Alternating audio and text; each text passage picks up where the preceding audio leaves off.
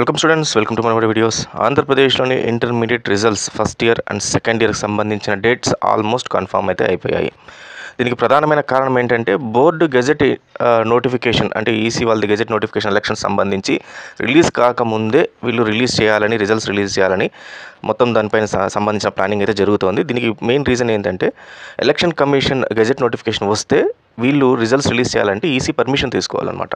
So ఆ permission తీసుకోకుండా ముందే రిలీజ్ చేయొచ్చు బోర్డు, కాబట్టి గెజెట్ నోటిఫికేషన్ ముందే రిలీజ్ చేయాలని మొత్తం కంప్లీట్గా దానికి సంబంధించిన ప్రిపరేషన్స్ అన్నీ కంప్లీట్ అయిపోయాయి. ఓన్లీ వన్ థింగ్ ఏంటంటే గవర్నమెంట్ నుంచి పర్మిషన్ రావాలి. సో దాని గురించి వీళ్ళు వెయిట్ చేస్తున్నారు. సో దానికి సంబంధించిన ఫైనల్ అప్డేట్ డేట్ ఎప్పుడు ఉందో ఇప్పుడు ఒకసారి చూపిస్తాను, మీరు ఒకసారి చెక్ చేయండి.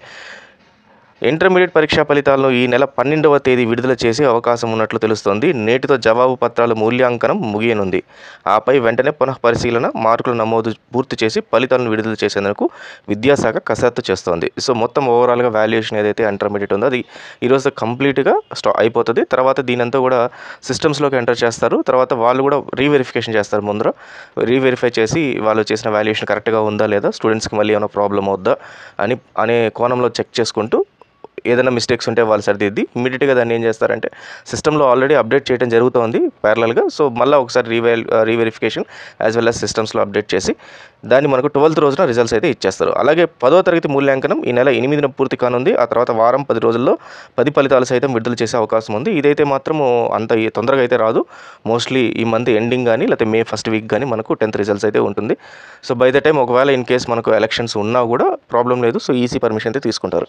అయితే ఇక్కడ ఒక చిన్న ట్విస్ట్ ఏంటంటే ఈసీ పర్మిషన్ ఎందుకు ఇంటర్మీడియట్ బోర్డు వరకు ఈసీ పర్మిషన్ తీసుకోకుండా రిలీజ్ చేస్తున్నారు అంటే most of the intermediate students అందరూ కూడా 18+ వాళ్ళు ఉంటారు. సో మనకి ఈసారి పాస్ పర్సంటేజ్ ఒకవేళ ఏదన్నా కూడా ఎలక్షన్స్ పైన ఇంపాక్ట్ చేసే అవకాశం ఉంటే సో దాన్ని ఎవరన్నా పార్టీ వాళ్ళు మళ్ళీ దాన్ని అబ్జెక్ట్ చేసినా ఈసీ అబ్జెక్ట్ చేసే అవకాశం ఉంది. కాబట్టి సో ఈసీ పర్మిషన్ తీసుకోవాల్సి వస్తుంది ఇంటర్మీడియట్ రిజల్ట్స్ వరకు. 10th రిజల్ట్స్ వరకు మోస్ట్లీ 15 and 16 years ఏజ్ ఉంటారు కాబట్టి సో వాళ్ళకైతే అవసరం లేదు. సో కాబట్టి మోస్ట్లీ ఇంటర్మీడియట్ రిజల్ట్స్ అయితే before gazette notification, EC notification ముందే మనకైతే వచ్చేస్తాయి. సో మెయిన్గా మరి ఇంటర్మీడియట్ రిజల్ట్స్ ఎక్కడ చూడాలి అనేది మీకు అందరికీ తెలిసిందే. www.manabadi.co.in ఈ వెబ్సైట్లో మనకు ఇంటర్మీడియట్ రిజల్ట్స్ వస్తాయి. సో ఇప్పుడు మీరు చూస్తున్న ఏదైతే పక్కన ఉందో ఇదంతా కూడా ఇంటర్మీడియట్ రిజల్ట్స్ సంబంధించి నేమ్ వైజ్ కానీ హాల్ టికెట్ వైజ్ కానీ మీరు రిజల్ట్స్ ఫాస్ట్గా చూసుకోవచ్చు.